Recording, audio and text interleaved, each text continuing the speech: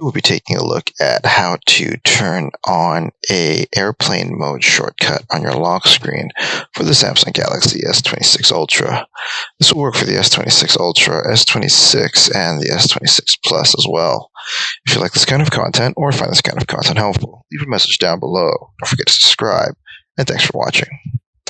So if you want to turn on a lock screen shortcut for airplane mode on your S26 device, thankfully it's pretty easy to do so.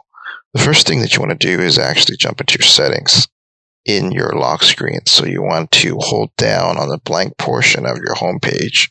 Then you want to hit wallpaper and style, and then you want to hit your current wallpaper. And then you want to hit the shortcut that you want to change. And then from there, what you want to do is hit airplane mode.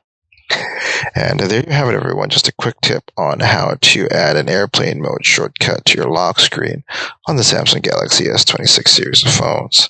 If you like this kind of content or find this kind of content helpful, leave a message down below. Don't forget to subscribe, and thanks for watching.